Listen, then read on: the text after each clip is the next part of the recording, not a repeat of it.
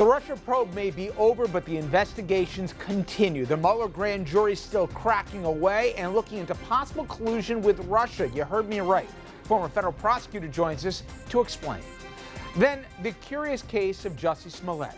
Why would prosecutors drop all charges against the Empire actor, but also say he wasn't innocent? Our legal panel's here to help sort that one out.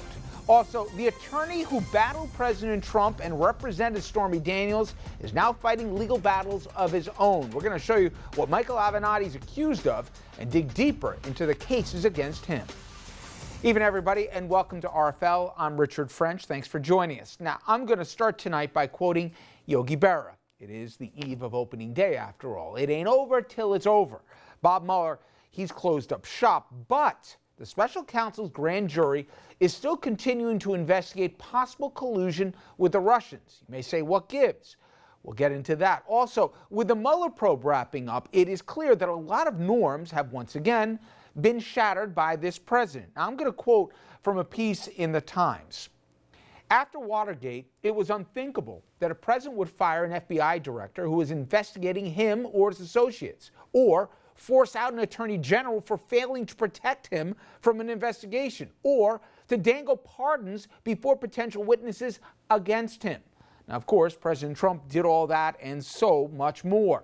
That fired FBI director, he's now speaking out about the end of the probe. I'm talking about James Comey, of course, and he had this to say, quote, "The part that's confusing is I can't quite understand what's going on with the obstruction stuff. And I have great faith in Bob Mueller, but I just can't tell from the letter why didn't he decide these questions when the entire rationale for a special counsel is to make sure the politicals aren't making the key charging decisions." And Lester Holt of NBC News, he just interviewed Comey. Hear a portion of their conversation. I sit down with President Trump. He says, when I decided to just do it, talking about firing you, I said to myself, you know, this Russia thing with Trump and Russia is a made-up story. What did you think when you heard that? I thought that's potentially obstruction of justice, and I hope somebody is going to look at that. Again, the president appears to be saying, I don't know what's in his head, which is why I can't reach the conclusion. What he appears to be saying is, I got rid of this guy to shut down an investigation that threatened me. And joining me now, former federal prosecutor Gene Rossi. He worked under William Barr in the Justice Department, and we're going to be talking about the Attorney General in just a minute. But speak to what Comey said, and it's not just sour grapes, Gene. I've heard a lot of other people say that's a head scratch. Or why did Mueller, in effect, punt it to the Attorney General instead of deciding on the obstruction charge, which was, in large part of the reason why he ran the probe in the first place? Absolutely. And I actually worked with Jim Comey on a case way back in 1997 when he and I were both prosecutors in Virginia. But I think that Robert Mueller, for whom I have a lot of respect, he made an unforced error. And you mentioned Yogi Berra in your introduction. It was an unforced error. If he was a catcher, maybe it was a pass ball, if you will. Robert Mueller should have decided yes or no if the president obstructed justice. That is what he was paid to do. And with the utmost respect to Robert Mueller, he dropped the ball, pun intended. He should not have let that decision go to Attorney General Barr for two reasons. The special counsel was appointed to get the political stench out of that investigation and any decisions. So what happened was the jump ball, if you will, of mixed metaphors, went to Bob Barr, I think, or Congress, and Barr should have recused himself because he's political. And number two, he also should have recused himself, Richard, for this main reason. In June of last year, he already made the decision that there's no obstruction. For those two reasons, he should have let Congress or some other prosecutor outside of the fifth floor of the Justice Department decide that jump ball, the equipoise, if you will. Bad decision on both parts. Well, you know a lot of the players here, and I think I'm on safe ground when I don't think anybody still thinks that Trump can play three-dimensional chess. I can argue he can struggle with a single move, let alone, handle subterfuge or whatever. To that end, people say And George Conway, of all people, the husband, wouldn't you love to be at that dining room table at night of Kellyanne Conway? George Conway, being a fierce critic of the president, said he believes that there's, quote, something pretty damning in the Mueller report. Do you think that this is part of a long game by Mueller? He didn't spend 2 years of his life basically putting this whole thing together to say, never mind? Richard, I completely agree with George Conway, and I want to divide my answer into two parts. Number one, on that obstruction jump ball, if you will, the equipoise, what that report and that letter are telling me is this. There were prosecutors who said that the president did not obstruct justice, but there were probably a lot of prosecutors in that office that said, yes, he did obstruct justice. We need to know what prosecutors said about the conduct that supported obstruction of justice. And I agree with former Director Comey. The firing of Comey could possibly be by itself an obstruction count, and I disagree with Director Comey. I don't need to go in Trump's mind. I know what he was thinking. He was thinking, if I get rid of Comey, it's dead. You don't need to interview the guy. Just his actions are louder than his words. But I want to go to collusion. What is interesting in the Barr letter is he focuses on the phrase, join a conspiracy. Richard, it's very difficult to prove that someone joined a conspiracy with the Russian government. That's a tough hurdle. And the report says there wasn't sufficient evidence to prove they joined, whether it's the president or his minions. But I want to bring to your attention a legal concept called aiding and abetting. Aiding and abetting is you haven't joined a conspiracy, but you took action to encourage, to counsel, to ask people like the Russians to do an illegal act. You ready for Exhibit A? July 27, 2016. Russia, if you're listening, break the law and interfere with our democracy. Donald Trump was essentially encouraging a foreign country to break the law. And of course, we have more than July 27th. We have the Tower meeting. We have Manafort giving polling data to a Russian agent. Those are all aiding, abetting actions that were not mentioned in the Barr memo, but I'll guarantee you it's mentioned in the report by Robert Mueller. Well, Gene, to that point, two things you touched on. You mentioned polls. There's a new one out today that shows 56% of the public believes that the report in no way exonerated the president here of collusion. But moreover, I want to play a bite from Adam Schiff, who's the ranking member, or the chair of the House Intelligence Committee, on the subject of collusion, where he says, you don't have to dig too deep. It's out there in plain sight. I've said all along that we would accept whatever conclusions he reaches as a prosecutor. I've also said that there is a big difference between whether there's evidence of collusion, and I think that evidence is in plain sight, and whether you can establish a proof beyond a reasonable doubt of a criminal conspiracy, and I accept his conclusion that he could not. Well, Gene, is that part of this, which is, and again, I'm speaking for myself and I'm opining here, to have a conspiracy, you need to have players that can play the long game, that have discretion, that, can put two and two together.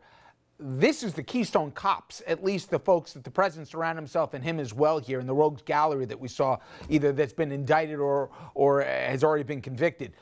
They weren't capable of that. But the fact that the president publicly, as you just laid out, communicated to the world that he wanted Russia to hack political enemies, that he wanted to fire people basically because they weren't going along to get along, whether it be Comey or even Sessions because he didn't stop the probe dead in its tracks. Is the fact that he did this all out in the open kind of cleared him on conspiracy because he was so transparent about it? No, I don't. Listen, whether you do something in public or off the record, if you will, that doesn't matter when you're going to make a decision to charge somebody. But I think what Representative Schiff is saying, and he's saying what I just said, there may not be sufficient evidence to show a conspiracy. And Richard, that's difficult to prove because I tried a lot of cases, 110, and to prove a conspiracy where someone joins it, that's hard. But lower that standard a little bit and look at aiding and abetting, collusion, which really isn't a standard. But on the aiding and abetting test, there is plenty.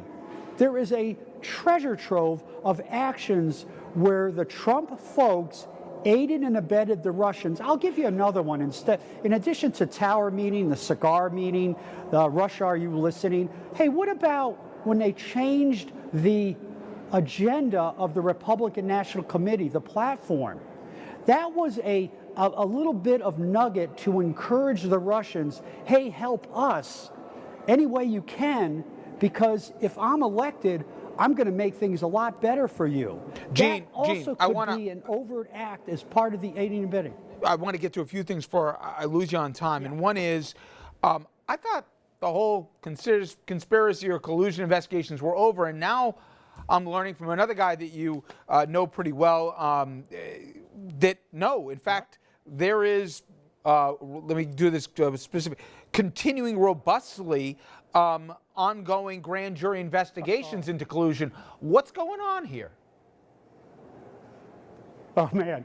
You know, I know Comey. I know 5 people in Mueller's office. I know David Goodhand. I worked with him. I feel like Forrest Gump. I'm just everywhere. But here's the thing. David Goodhand is brilliant, number one. And when he uses words in a proceeding, he doesn't mince words, but he's very cautious on what he says based on working with him. And when he uses the word robustly, just go to the dictionary. And that word is a bad signal for the President of the United States. When he says the investigation by the D.C. U.S. Attorney is moving robustly, that would send chills up my spine if I were the President of the United States or his staff. It truly would. And just for a snapshot as to where we are versus the norms we've been used to, a couple things. The idea that we've gotten to the point where the president can publicly dangle pardons, that he fires the FBI director, he fires his own attorney general, all because they're not making problems go away in public. It's nuts. And I was reminded of, from all people, Monica Lewinsky. Do you imagine if Kenneth Starr produced the report and he had a political agenda from jump, and he decided that he was going to give it to Janet Reno instead of, delivering it to the Congress, and she just basically said, yeah, nothing to see here, no criminal charges, moving on. They'd be beyond apoplectic, whatever the right word is. Heads would explode of Republicans on the Hill, and there'd be impeachment hearings beginning that day. The place we're in right now is unrecognizable, at least to me. Well, let me tell you this. Bill Clinton must be shaking his head, because at the end of the day, what did Ken Starr's investigation, $80 million, 8 years, prove? That the President of the United States had an improper relationship with a younger woman, and he lied about it. All I can say is this, as a federal prosecutor, whoop-de-doo. If you took 1/30 of what Donald Trump has been proven to have done, and you applied that to Bill Clinton, he would have been impeached. If you did the same thing and applied it to Richard Nixon would have been impeached in January of 1973. Here's what I say here. Here's why I think this is where we are. We're desensitized to outrage. We're desensitized to corruption. But what we have to do is we have to take our morals and our values back, because Robert Mueller's report, when it comes out as much as it can, I agree with George Conway. You started off the segment with George Conway. He is absolutely right. There is a lot of there, and Barr's letter, I call it tainted. It kind of glossed over what was really in the report, if I had to use my experience and my prognostication abilities. Well, we shall see. But Gene, as always, my friend, I appreciate the time. Thank you. Thank you so much. All right, when we come back, I'm going to bring in the legal panel to take a look at a slew of huge stories, water cooler topics that are all of the legal variety and all in the news. We're going to start with a baffling case of Jussie Smollett, prosecutors inexplicably dropping all charges against the Empire actor, Chicago's own mayor and police chief livid, and there are still more questions than answers.